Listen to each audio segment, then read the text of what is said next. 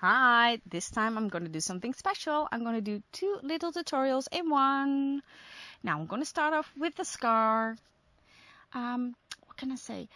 The scar I'm going to make is from the Amazons, and they are featured in one of the episodes of Supernatural, and these women are crazy and smart and super strong.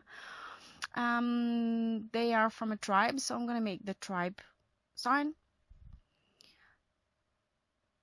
I use a lip liner to draw the logo on, like this.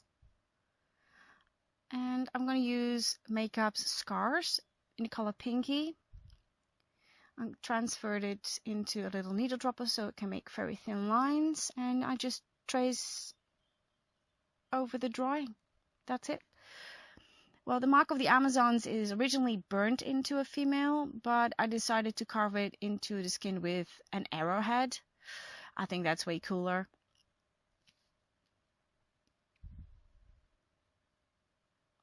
When I want to blend it a bit more into the skin, I use a brush dipped in alcohol. Just take your time with that.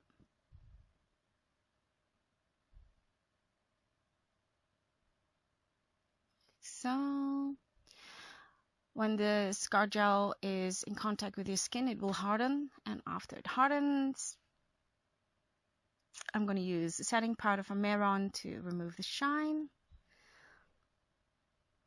You can see here that's nice and raised like a real scar. I'm going to take my trustworthy alcohol palette from Encore and the color Blood, and I use a fine brush and very diluted bruised bread to make somewhat skin irritation, because we want that. Just gives it extra dimension to the scar. This is, see, that's the bruise red. I just use multiple thin layers to build up the color. Takes a bit of time.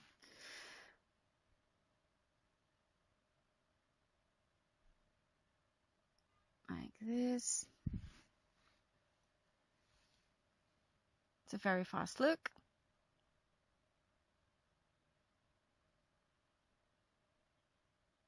And no blood needed.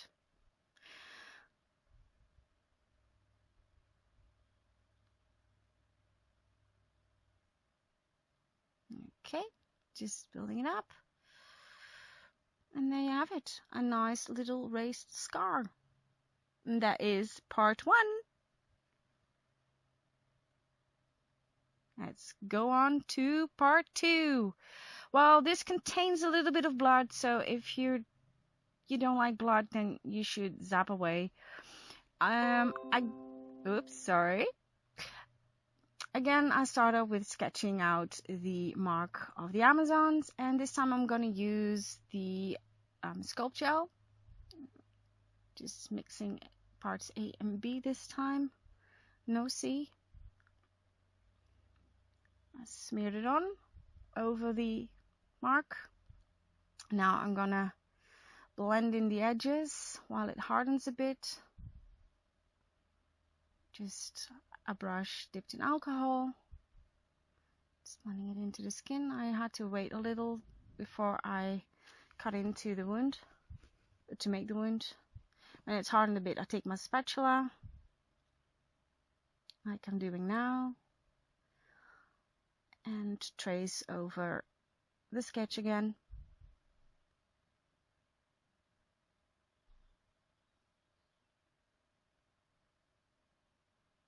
Don't carve too deep, because you don't want to carve into your skin. We don't want real blood, we only want fake blood.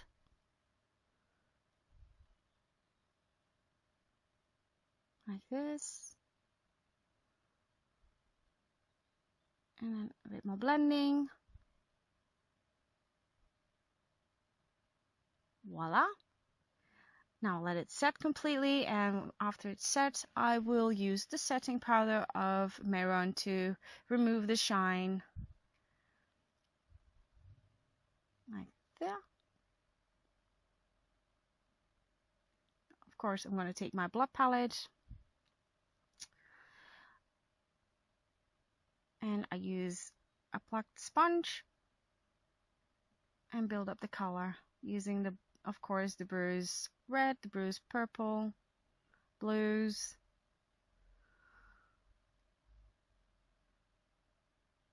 Okay, just dabbing it on.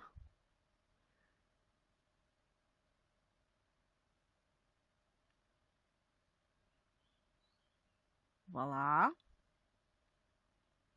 And I'm going to take a fine brush and add the details in the cuts. I'm going to use fresh blood red to lay down the base of the wound, like so. And then I'm going to add some black to make the wound appear deeper, like so. Doesn't have to be neat because, you know, it's been cut into the skin with an arrowhead. Now, for the sensitive viewers, please look away because I'm going to use a little bit of blood. And I'm going to use Mold Life aged blood. And a fine brush, an old fine brush to get it into the wound. Like so. Just dabbing it with a baby wipe to make it more smudgy. And I think we're done. Oh, not so quite. I just missed a spot. Just a little bit. Yeah. I think it's enough blood. Don't you think so? It's enough blood, right? I don't want them to ban me. That's it, guys. See you next time.